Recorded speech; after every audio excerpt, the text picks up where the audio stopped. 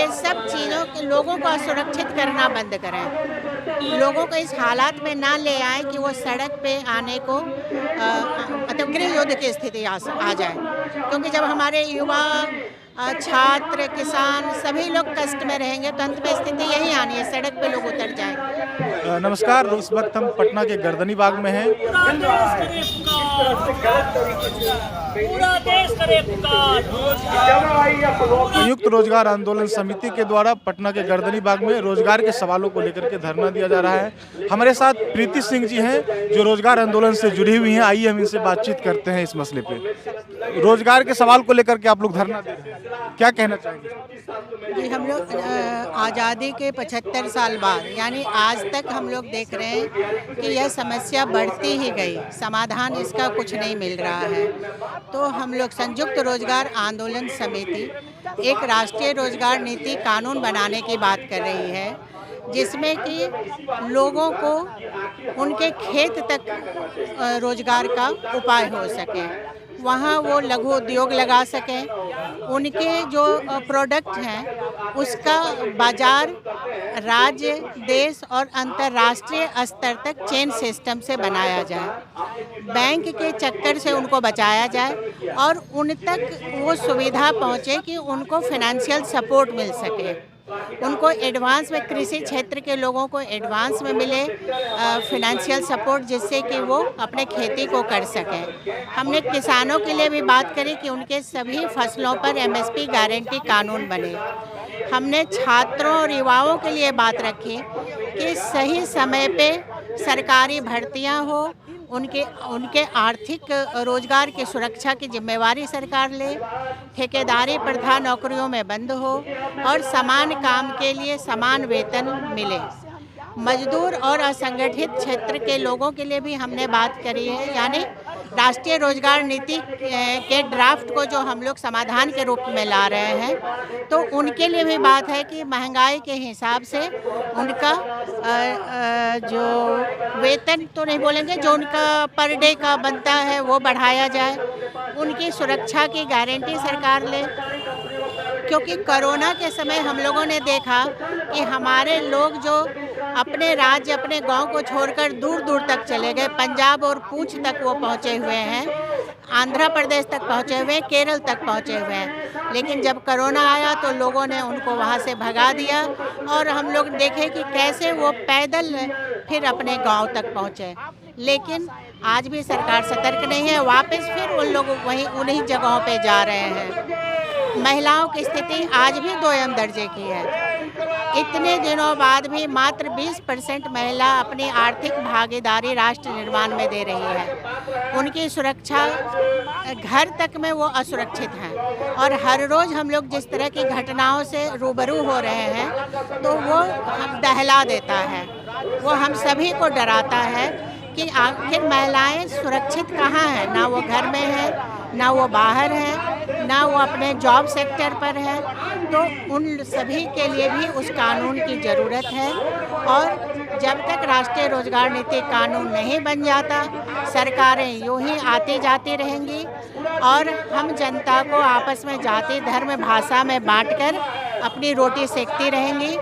उनका पेंशन और उनकी सुविधा बढ़ती जाएगी और हम लोग गरीबी रेखा से और नीचे तक आते जाएंगे। शिक्षा व्यवस्था देख रहे हैं कि सरकार चाहती नहीं है कि आप शिक्षित हों।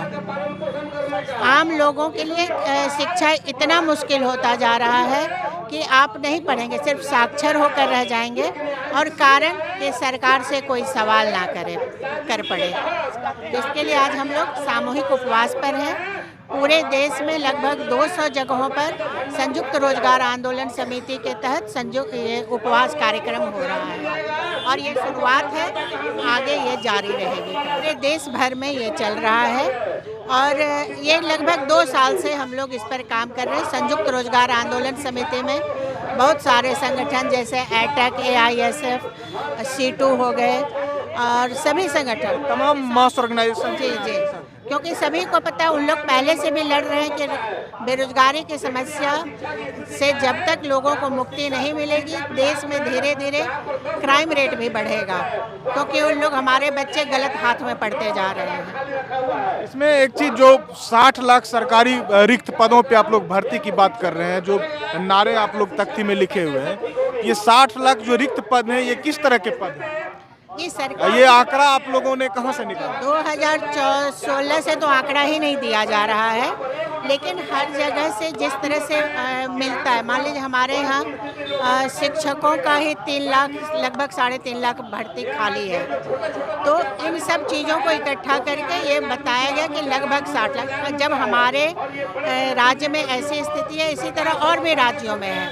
शिक्षा के क्षेत्र में खाली है, स्वास्थ्य क्षेत्र में बहुत सारे अस्पताल में डॉक्टर्स नहीं है, नर्सेस नहीं है, तो उन सभी को जोड़ करके लगभग इसको लाया गया है। तो ये डिमांड आपके क्या केंद्र सरकार से है या राज्य सरकार से भी? जी, सभी से है, क्योंकि कानून तो बनेगा केंद्र सरकार, लोकसभा और राज्यसभा में पास होने के बाद ही, लेकिन क्या राज्य की सरकारें भी कानून बना सकती है अपने प्रदेश के लिए? हाँ, उनको, लेकिन पक्का कानून के लिए तो उनको केंद्र तक भेजना पड़ेगा ना। तो ये राज्य सरकार भी इसमें शामिल है, हर राज्य के राज्य सरकार और केंद्र सरकार, क्योंकि हमारा मेन मकसद है राष्ट्रीय रोजगार नीति कानून बने, इससे कम कुछ नहीं। क्योंकि हमारे यहाँ इतनी प्राकृतिक संपदाएं हैं कि इसमें कोई बहाना नहीं चल सकता। सिर्फ जो सरकारें आती हैं वो अपनी सुविधा देखती हैं और उनकी इच्छा शक्ति कम है, वो किसी तरह पाबंद लगाने का काम करती हैं और आगे बढ़ जाती हैं।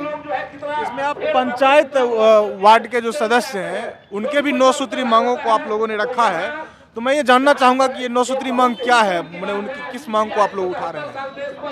कि उन लोग भी हमारे साथ, जब हम लोग यहाँ आए तो देखे उन लोग भी इसमें काफ़ी परेशान है। उनके पास जो फंड आता था वो बंद कर दिया गया है, उनसे सिर्फ काम लिया जा रहा है, मुखिया भी उसका शोषण कर रहे हैं। तो इन सब चीज़ों को लेकर के हम लोग उनके मुद्दे को भी साथ रखे। जैसे अभी हमारे पास गेस्ट फैकल्टी के जो लेक्चरर प्रोफेसर हैं, उन लोगों का भी कहना है कि अब हमारी छटनी की जा रही है। भाई, एक तो क्लास बेसिस पे हमको तनख्वाह मिलती, तनख्वाह तो मिलता ही था, क्लास बेसिस पे उनको पेमेंट होता था, और 10 साल 15 साल काम करने के बाद अब उनको हटाया जा रहा है। तो हम लोग इस छटनी प्रथा के भी विरोध कर रहे हैं कि ये सब चीज़ों के लोगों को असुरक्षित करना बंद करें, लोगों को इस हालात में ना ले आए कि वो सड़क पे आने को मतलब गृह युद्ध की स्थिति आ जाए। क्योंकि जब हमारे युवा, छात्र, किसान सभी लोग कष्ट में रहेंगे तो अंत में स्थिति यही आनी है, सड़क पे लोग उतर जाएंगे। तो ये थे प्रीति सिंह, जो संयुक्त रोजगार आंदोलन से जुड़ी हुई हैं। इनको आपने सुना कि रोजगार के सवाल पे ये क्या कह रहे थे। बहुत बहुत धन्यवाद।